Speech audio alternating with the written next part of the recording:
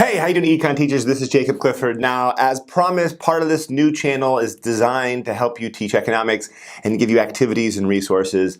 So let's do the first activity on this channel. It's called the Job Jungle. Now, if you haven't heard of the Foundation for Teaching Economics, go check out their stuff. They do some amazing workshops and they have great activities and great lessons. So if you go to their website, I did not develop this activity. This is straight up stolen from them, and they're all about that. They're all about, use our stuff. Again, it's the Foundation for Teaching Economics. This is called the Job Jungle. It talks about the labor market and how wages are determined and how wages might change and the effect of education, the effect of welfare. It's got some pretty cool stuff. So let's do it. Let's talk about this activity. Like any activity in the classroom, it's kind of hard to understand exactly how it works if you're just reading the instructions. So it's nice to actually see it played out. The cool thing about FTE is they actually have videos where the instructor explains the activity to you. And then you can actually see it. So I have a little bit of footage from my classroom because I did this activity last year with my students, but you don't have like all the footage of the entire activity. I think you're gonna get the idea. The point of this video is not to give you all the tiny little details. You can go to FTE workshop or the FTE workshop or their website to go do that. I just want to give you an overview of the activity and I can explain to you why it's awesome. And if you have questions, let me know in the comments below and I'll clarify and make sure you understand how to run it or watch out for little issues in this activity. So here we go. Again, it's called the Job Jungle. Now, since we're talking about the labor market, students need to know a couple basic ideas. Number one, they have to understand the idea of negotiation and that wages aren't automatically determined by some outside force. Like the government doesn't set wages for carpenters or for lawyers, right? That's just supply and demand and negotiations. Usually I do this after, supply and demand I taught before. So students have seen supply and demand. They understand the idea. Actually, I do this activity after my Pearl Exchange activity or the Handshake Market. If you've seen those activities, if you haven't, take a look in the description below. But they've seen the idea of people buying and selling things. The students need to realize now things have switched, right? The buyer is not no longer the individual. The individuals, the people sell their labor and the businesses are the buyer. So again, one more time, the business now is the buyer. They're hiring workers, so they're buying labor, and individuals sell their labor. So we're talking about the resource market or the factor market, the idea of hiring workers. So basically you have to divide the class into employers and workers. And so the employers have you need smart students. I'll say that in a nice way. You need some students who are on top of it. Don't just pick any random students. Make sure you hand pick, for me, I have at least, ideally 4 different employers. They're all competing against each other. So 4 different firms are hiring workers. You can go up to 5 depending on the size of your group. Sometimes, depending on your students, you can put them as pairs. And so you have 2 students working together as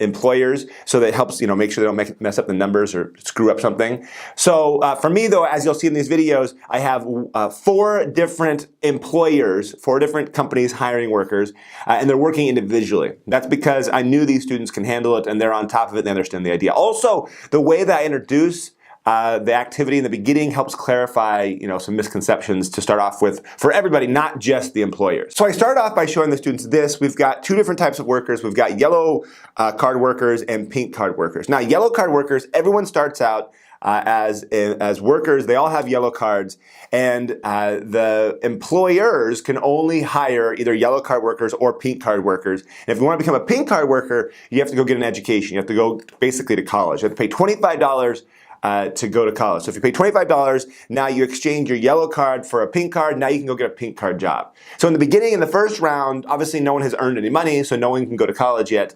And so they're all going to be yellow card workers, and then over time that changes. But basically, I show the entire class this. Now, I think in FTE, they only show the employers the employers see this only, but I think it's important for all the students to see it so they all understand the idea of how a business hires and why they don't hire. So you can see over here, this is the number of workers for the yellow card workers, the total output they produce. For FT, they say kites. You can do pizza, whatever. Also, you should also know there's a price. The price of these kites or pizza is $10 for each one. So the total output for one worker is 5, then 8, then 10, 11, then 12.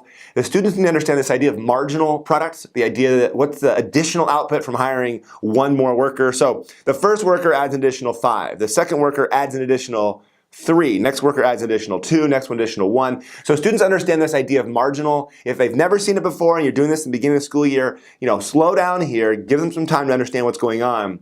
Each worker is going to add less additional output than the previous worker eventually, because the law of diminishing marginal returns, right? Each worker eventually, because you have, if I have one guy making pizzas, that's great. I have 2 guys, 3 guys, 4 guys. The more people I'm making pizzas, eventually I'm going to get less and less additional output. Now, if the students are super confused, I have a video that talks about the law of diminishing marginal returns. You can show the day ahead of time. So if you show that video a day ahead of time, students understand the idea of diminishing marginal returns. Then when you turn around and use it in this activity, the students have already kind of seen it. So the students have seen these ideas. If you've never seen it before, give them some sort of instruction ahead of time so they have the idea. Basically, the students now have the marginal product. Then you have to calculate something called marginal revenue product, or the value of marginal product. This is how much each worker generates for the company. So the first worker generates $50 for the company because they produce 5 output, and I sell each one of these output for $10 each. So that's the revenue this company generates from this first worker. Second worker generates another $30, then 20, then 10. The students do the same thing now with the pink card worker. So ask the students, all right, calculate the marginal product and the marginal revenue product for the pink card workers with your partner. So they do the quick calculations, they understand the idea. Again, all my students are doing this, even though only the employers, the ones who are really gonna be using this to determine how many workers they're gonna hire. So they've done this, they understand this idea that each worker generates less revenue, so they're less valuable to the company. And the same thing applies to both yellow and pink card workers. Pink card workers generate more revenue, right? The pink card workers, the first one generates $80 and then 60, then 50, 30. So going to college makes you produce more pizza or kites, and so you can produce more stuff. You're more valuable to the company. So now you separate the 4 different employers, you put them in 4 different spots in the room, make sure there's plenty of room away from each other because students can be walking around and trying to get hired. And then you tell the students their job is to negotiate a wage, right? If you're not an employer, then you're a worker. All these workers need to get jobs. That's your goal. And at the end of the activity, your job is to have the highest amount of money, have the most revenue generated, or most income generated as a worker. Now, the employers also have a job. Their job is to make as much profit as they can. So obviously, if they generate from the first worker $50 of revenue, they're not going to pay that worker $60. They're going to pay that worker something less, right? So let's say they pay that worker, I don't know, $30. They pay that worker $30. Now they made $20 profit off that worker. So that's the profit. And how much profit they make off the second worker and the third worker. And their goal is to make as much profit as possible. And then the employer that made the most profit wins. So the 4 different employers are competing against each other. And all the other students are workers competing against each other to try to make the most revenue or income. Now, if you've done other negotiation activities like the Pearl Exchange or the Handshake Market, you don't have to do a demonstration round.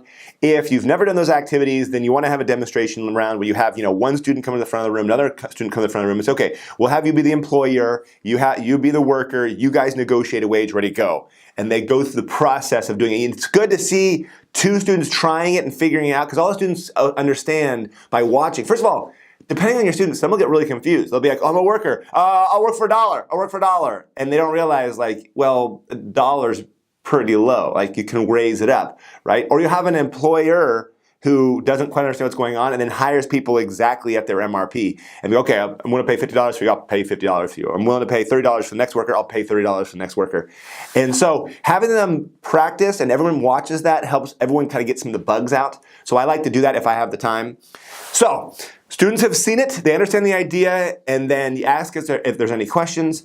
Make sure the most important thing is keeping records. The employer is the one that writes on the yellow card. So the employee or the worker never writes on the yellow card. So if I run up, I go, okay, I'm willing to work for $20. And they go, okay, I'll hire you for 20. Hand them the yellow card and they write down, $20. And then the employer writes down $20, hands it back to the worker, and then the employer also writes down on their paperwork, keeping track of what they hired. They don't have to keep track of who they hired, but they have to keep track of the wage for the first worker and the second worker, third worker. So again, the students have gone through this, they get the idea, ask if there's any questions, clarify any misconceptions they have, and then start it up, ready and go. An hour? Untitled. What? I'm ready. I'm making pay. Can I do 9? Can I do 9? 9. And the students start going out there and start hiring workers. And of course, if some students don't have any income at all. Okay, I'll hire you for 10, and I will make it profit. Jonathan. Look, I'm not gonna make it a Yes. 20? There you go. Get my So they're going through and they're trying to get a job, and you give them, 3-4 minutes, and then you cut it short. All right, stop. And after you stop, I always tell my students there's also there's some welfare or public assistance of $3. So even if you didn't get a job, you still get $3 no matter what. This helps to get more students educated later on. Which is good. So students don't feel like, oh, I got nothing, I'm a loser. They at least got $3 for welfare. Also, you connect it to welfare later on in real life too, right? There's a connection you'll see. If you change that welfare number, that'll affect people's willingness to work. After round one, everyone does their calculations. And again, the first round, slow down, make sure everyone kind of gets it. The workers calculate how much revenue they generate. Remember, they can only get one job. They can't work at multiple places. Make sure they know that. You go one job, then you're done. So I hired it here. I get my job, I get paid $30, that's it, I'm done. I don't go try to get a job somewhere else. Also, I can't quit. I can't go, okay, 30 from you, okay, run it somewhere else. Can I get 50? Oh, I'll get 50 from you. I quit my other job. Once you make a deal, it's done. The employers have to do some calculations at this point, so you can kind of talk to the students in between rounds.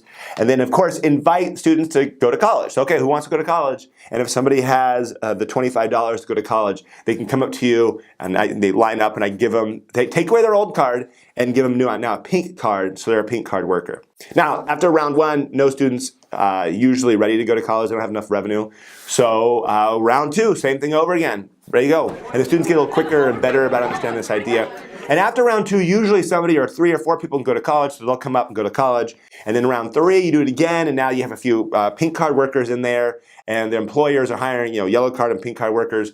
And then, round 4, more kids go to college. And what eventually happens, and don't tell students this ahead of time, is more students go get pink cards than they should. So you have all these students who can't wait to go to college, who make this higher revenue, who turn around and get pink cards, and they can't do yellow card jobs. So when you have a pink card, you can't go do yellow card jobs. And now they're like, oh crud, like no one's hiring pink card workers anymore because everybody else is a pink card worker. I wish I had my old yellow card back.